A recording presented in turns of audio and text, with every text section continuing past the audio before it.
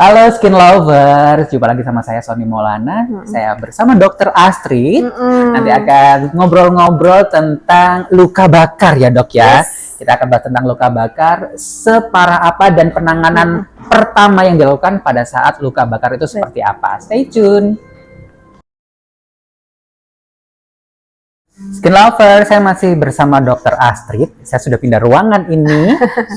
Kita sudah makan-makannya tadi udah dok ya. Udah habis semuanya. Nah, dokter saya mau tanya lagi nih. Saya kan punya teman yang kayaknya kemarin tuh habis ketumpahan bakso dan terjadi luka bakar gitu ya dok. Ya kan panas banget itu. Melepuh dokter. Itu mungkin penanganan pertama itu harus apa sih dok yang dilakukan? Kita tuh punya beberapa kasus ya. Bukan beberapa sih. Banyak ya yang ditangani dokter. Karena kan praktek ya 10 tahun lebih jadi nanganin luka bakar udah beberapa kali. Oh ada di medsosku di IG, tapi mungkin nanti bisa di sini ya, di sini. Itu di wajah. Kalau ini kan kuah bakso ya. Kuah bakso. Berarti ya, luka kemungkinan bakar, kena apa nih? Yang makan perut? Mungkin perut di sini dokter, di area paha gini kan tumpah ya? Gitu. Nah, itu benar banget. Aku pernah punya pasien kasusnya kuah bakso, anak-anak kasihan banget. Jadi pas lagi mamahnya nggak lihat, jadi dia lagi gini. Ketumpahan deh bagian perut sama paha. Itu pernah. Terus beberapa pasien anak kecil itu nggak sengaja. Ini buat para bunda, tolong kalau mandiin anak-anak kan suka pakai air anget tuh. Nah itu pakai panci, jangan pakai apa sih namanya, carat ya kalau itu kan ada tutupnya tuh. Bener. Jadi kalaupun dia tumpah kan ditutupnya. Tapi kan tutup atasnya masih ada, cuma keluar sedikit kan. Tapi kalau panci kan bener-bener langsung gitu ya. Itu udah berapa pasien tuh kayak gitu. Ketumpahan kayak gitu. Terus kasus lain juga goreng minyak itu juga. Sama pernah ada kasus lagi listrik kesetrum. Itu memang waktu itu petugas PLN. Nah itu juga ternyata kesetrum juga listrik, itu juga bisa jadi luka bakar. Kemudian anak-anak main petasan, pakai korek meledak dan kena lehernya. Aduh ngeri juga. Jadi banyak kasusnya. Jadi kalau ditanya pertolongan pertama pakai odol. Kalau kasih sambil jujur saya pernah dok, pertolongan pertama kasih odol biar dingin kan, seperti itu. Apa itu adalah cara yang benar menurut dokter? Big no, salah banget. Ternyata salah banget. Jadi kasih apa, odol, kasih mentega ya, ya. Madu. Pasien banyak yang kasih madu, saya nggak ngerti juga. Mereka mungkin lihat dari medsos yang apa atau internet apa, katanya pakai madu. Itu big no juga. Ada yang kasih kecap juga ya dok. Kasih kecap. Ya kalau luka bakar kasih kecap itu namanya bakar-bakaran gitu ya dok ya. Gitu. Iya, bener. Bikin stick gitu ya dok ya. Rame pokoknya. Salah ya dok ya? Salah. Jadi perlu diingat penanganannya itu harus di bawah air mengalir. Diguyur misal kalau pakai selang juga boleh pakai selang boleh, atau ya kalau lagi pas nggak ada selang ya mau nggak mau harus pakai gayung ya, atau pakai shower kalau ada kayak gitu ya. Shower lebih baik karena air yang terus menerus. Ingat bukan ditempelkan es batu karena nanti jatuhnya frostbite. Frostbite itu artinya tiba-tiba suhu yang dingin sekali. Kita kan juga kalau kena es batu terus menerus misalkan di tangan, lama-lama kan perih tuh. Nah itu jangan, karena perubahan suhu juga itu malah bikin luka juga. Jadi yang betul adalah air yang mengalir terus menerus, tapi bukan ditempel seperti es batu gitu.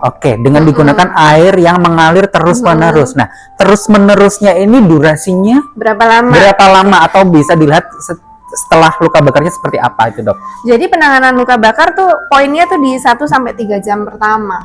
Jadi at least itu ya setidaknya ya 20 menit itu kita kasih air mengalir terus menerus. Nah kasusnya kayak yang ini nah itu kan kena wajah, itu bener-bener pasiennya kita lakuin di kamar mandi klinik. Itu saya guyur pakai selang. Wajah ya dokter ya? Itu kenapa dok? Aduh, itu diguyur 2 jam sampai menggigil.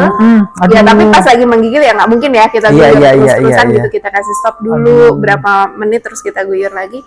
Itu kasusnya adalah kita bilangnya the birthday girl. The birthday girl. Jadi dia lagi bawa cake. Oh. Buat seseorang surprise. Oke. Surprise. Di taksi. Jadi ini kuenya, balonnya banyak di belakang. Ada 10 balon. Terus, nah makanya kalau hati-hati kalau ulang tahun nih, jangan pakai yang ada gasnya. Oke, balon biasa aja balon gitu biasa ya. Aja. Habis itu ternyata nyalain korek. Ternyata ada yang meletus. Kena api lilin langsung kena muka. Aduh. Kena muka. Separah ini tadi ya? Separah itu. Wow. Terus pas datang ke klinik ngetok-ngetok pintu, saya nggak tahu kan, karena masih ada pasien lain, dia main robos tunggu ya, terus dia bilang, dok ini saya, terus pas kita lihat memang pasiennya kita, jadi langsung diguyur pakai air mengalir. Itu, aduh, pasti sakit banget ya dok ya?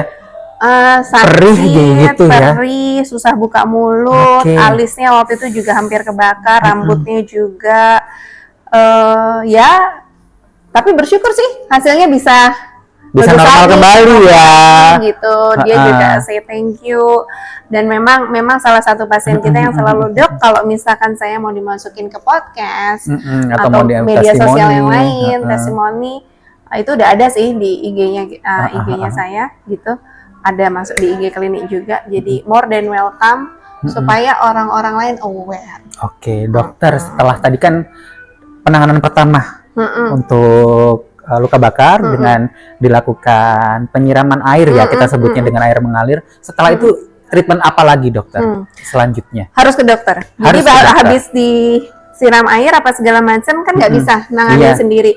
Tutup pakai kain yang bersih, langsung dibawa ke dokter. Karena ada namanya rule of 5-nya. Jadi seberapa banyak luka bakar yang kena gitu. Karena kalau dia kenanya banyak banget kayak yang pasien yang kesetrum listrik, itu sampai akhirnya harus dibawa ke IGD. Karena dehidrasi kan, harus masuk infus apa segala macam. Kalau kasusnya kayak pasiennya kita yang luka bakar wajah aja sih enggak. Jadi tetap kita harus perhatikan, karena kalau luka bakar itu kan organ tubuh terluas itu kulit. Jadi kalau kulit kena luka bakar itu pasti pasiennya dehidrasi. Kalau dehidrasi nggak bisa penanganan biasa.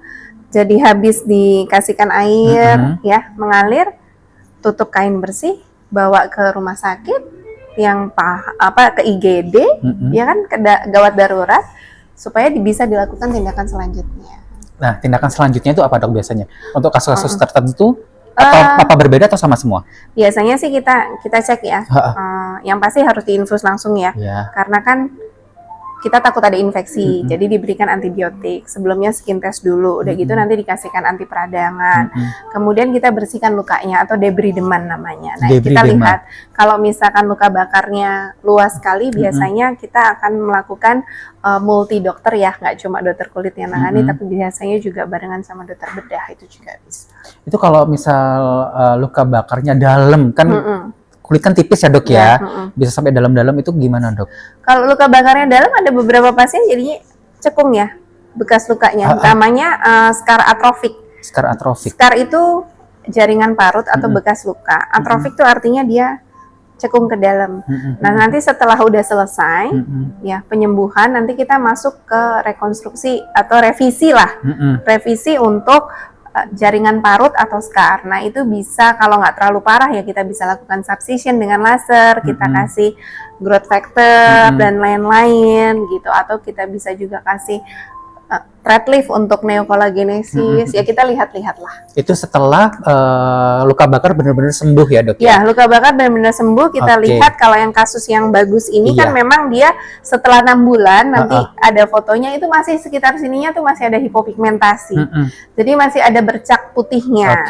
Nah itu abis itu kita bantu untuk kembali lagi warna kulitnya. Kita lakukan booster, kita perbaiki skin barriernya, akhirnya benar-benar sampai bagus gitu. Nah kita lihat case per case lah, karena nggak bisa kita tarik benang merahnya tuh secara umum gitu. Jadi bisa ya skin lover untuk luka bakar separah apapun, asal penanganan pertamanya itu harus tepat ya dokter ya.